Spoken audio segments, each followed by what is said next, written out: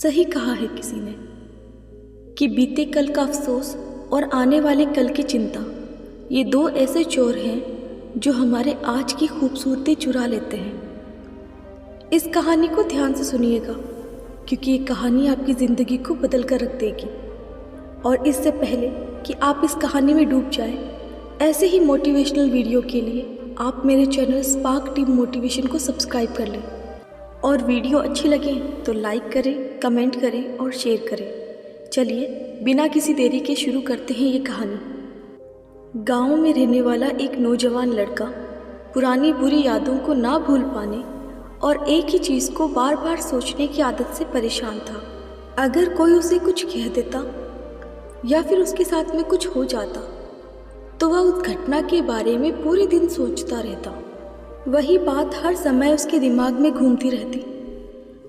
वो अपने साथ हुई बुरी घटना के लिए अपनी किस्मत को या फिर ईश्वर को दोष देता, या तो फिर उस इंसान से बदला लेने के लिए अपने मन ही मन में ख्याली पुलाव बनाता रहता जिसने उसे कुछ कह दिया था या फिर उसका कुछ बुरा किया था। अपने इस ज़्यादा सोचने की वजह से उस लड़के के ना तो कोई रिश्ते अच्छे थे और ना ही वो किसी काम को अच्छी तरीके से कर पाता था। वह हर समय तनाव और मानसिक अशांति की स्थिति में रहता। उसकी ऐसी हालत देखकर उसके एक मित्र ने उसको सलाह दी कि यहीं पास के एक बौद्ध मठ में एक बौद्ध गुरु रहते हैं, तुम उनके पास जाओ, वो तुम्हारी इस समस्या का कोई ना कोई हल अवश्य ही बताएंगे। ये सुनकर वो नौजवान लड़का उस बौद्ध गुरु के पास जाता है और उन्हें अपनी समस्या बताता है कि कैसे वो एक ही घटना के बारे में बार बार सोचता रहता है और कैसे वो किसी बुरी यादों को भूल नहीं पाता। उसकी बातें सुनकर बौद्ध गुरु बिना कुछ कहे आश्रम के अंदर चले गए। बौद्ध गुरु का बिना कुछ कहे वहाँ से उठकर आश्रम में चले जाना उस लड़के को बहुत अजीब सा लगता है, लेकिन वो लड़का फिर भी वहीं बैठा रहता है। और थोड़ी देर बाद वो नौजवान देखता है कि वो बौद्ध गुरु मिट्टी की ग्लास के अंदर पानी लेकर उसी की तरफ आ रहे हैं। बौद्ध गुरु उस लड़के के सामने आकर खड़े हो जाते हैं। ये देखकर वो लड़का भी खड़ा हो जाता है। फिर बौद्ध गुरु उस लड़के से पूछते हैं, बताओ इस पानी से भरे हुए ग्लास का वज़न कितना होगा। वो लड़का कुछ देर सोचता है और कहता है कि मैं सटीक तो नहीं बता सकता, लेकिन इसका वज़न बहुत कम होगा। फिर बौद्ध गुरु ने गंभीरता से कहा कि अगर मैं इस ग्लास को थोड़ी देर तक यूं ही पकड़ा रहूं तो क्या होगा। तो उस लड़के ने कहा, कुछ भी नहीं होगा। फिर बौद्ध गुरु ने कहा कि मेरा प्रश्न ये है कि अगर मैं इस ग्लास को 1 घंटे तक पकड़ कर रखूं तो क्या होगा। तो लड़की ने जवाब दिया, आपके हाथों में दर्द शुरू हो जाएगा।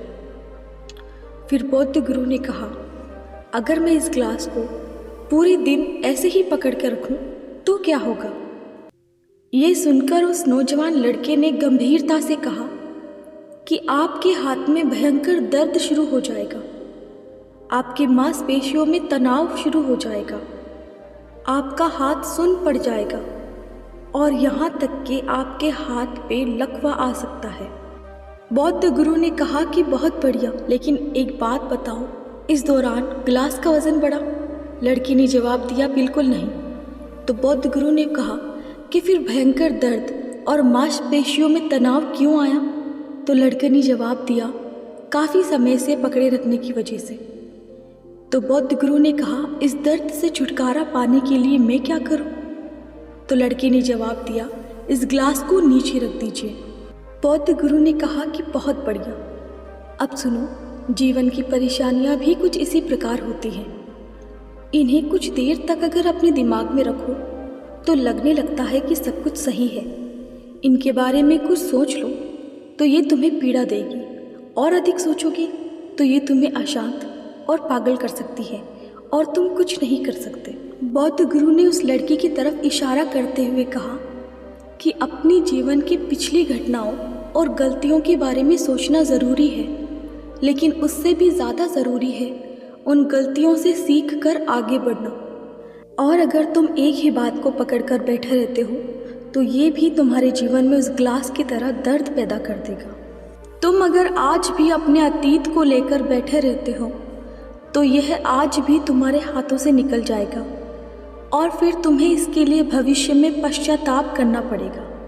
तुम अतीत में जैसा इंसान बनना चाहते हो या फिर जिन गलतियों के लिए तुम पश्चाताप करना चाहते हो तो तुम आज से ही वैसा इंसान बनने का प्रयास करो और कोशिश करो कि तुम ऐसी गलतियां ना करो जिसके लिए भविष्य में तुम्हें पछताना पड़े। इसीलिए चिंता करना बंद करो और अपने आज के कर्मों पर ध्यान दो, क्योंकि चिंता व्यक्ति को उसकी चिता तक ले जाती है। दोस्तों, मुझे उम्मीद है कि आपको ये वीडियो ज़रूर पसंद आई होगी और वीडियो में यहाँ तक बने रहने के लिए आपका बहुत बहुत धन्यवाद।